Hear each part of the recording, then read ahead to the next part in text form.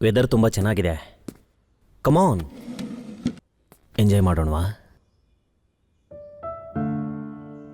ಏನಾಯ್ತು?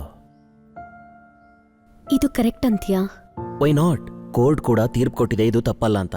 ತಪ್ಪಲ್ಲ ಅಂತ ಹೇಳ್ಬೇಕಾಗಿರೋದು ಕೋರ್ಟ್ ಅಲ್ಲ, ಮನಸ್ಸಾಕ್ಷಿ. ಮನಸ್ಸಾಕ್ಷಿನ? ಇದು ತಪ್ಪು ಇದು ಒಪ್ಪು ಅಂತ ನಿರ್ಣಯ ಮಾಡಿದ್ಮೇಲೆ ಅದು ತಪ್ಪು ಅಂತ ನಾವು ಆಲೋಚನೆ ಮಾಡೋದು ಕೂಡ ಒಂದು ತಪ್ಪೇ ಅಲ್ವಾ? ನಮ್ಗನ್ಸಿದ್ನ ಮಾಡೋದ್ರಲ್ಲಿ ತಪ್ಪಿಲ್ಲ ಅಂದಮೇಲೆ ಅದನ್ನು ಅನುಭವಿಸೋದ್ರಲ್ಲಿ ತಪ್ಪೇನಿದೆ ಹೇಳು? ನಮ್ಮ ಮಧ್ಯೆ ಒಂದು ಬಯಾಲಜಿಕಲ್ ನೀಡ್ ಮಾತ್ರ ಅಲ್ಲ, ಇಟ್ಸ್ ಎ ಸೈಕಾಲಜಿಕಲ್ ನೀಡ್ ಕೂಡ ಚಿನ್ನ. ಅರುಣ್, ನಂಗೆ ಗಂಡ ಇದ್ದಾನೆ, ಒಬ್ಳು ಮಗಳು ಇದ್ದಾಳೆ. ಗಂಡನ? ಅವನು ಕೂಡ ಒಬ್ಬ ಗಂಡನ? ಒಬ್ಳು ಹೆಂಡತಿ ತನಗೇನು ಬೇಕು ಅಂತ ತಾನೇ ಹೇಳ್ಕೋಬೇಕಾ? ಇಲ್ಲ ನೀನು ಹೇಳಿದ್ಮೇಲೆ ಅರ್ಥ ಮಾಡ್ಕೋಬೇಕಾ? ಅವನೇ ಸ್ವತಃ ಅರ್ಥ ಮಾಡ್ಕೊಳ್ಳೋದಕ್ಕಾಗಲ್ವಾ? ಹಾಗೆ ಅರ್ಥ ಮಾಡ್ಕೊಳ್ಳಿಲ್ಲ ಅಂದಮೇಲೆ ಇಷ್ಟು ದಿನ ನಿನ್ನ ಜೊತೆ ಜೀವನ ಮಾಡಿ ಏನು ಪ್ರಯೋಜನ?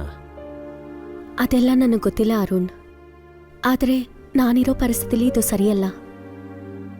ಒಂದು ಮದುವೆನಲ್ಲಿ ಅಕಸ್ಮಾತಾಗಿ ಪರಿಚಯ ಆದೆ. ನಿನ್ನ ಮಾತುಗಳು ನನಗೆ ತುಂಬ ಇಷ್ಟ ಆಯಿತು.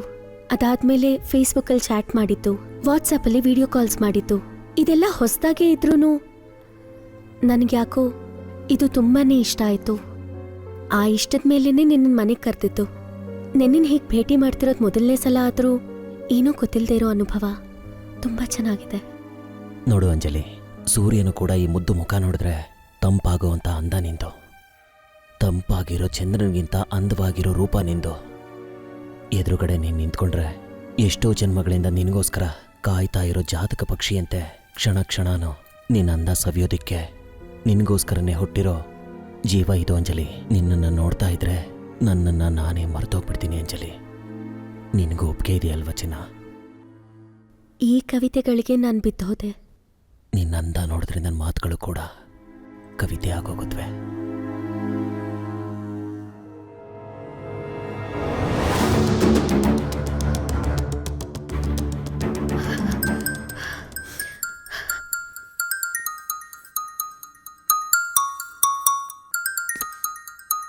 ವಾವ್, ಹಿಂದೆಯಿಂದ ನಿನ್ನನ್ನು ನೋಡ್ತಾ ಇದ್ರೆ you are so hot. Mood ಬರ್ತಿದೆ ಚಿನ್ನ.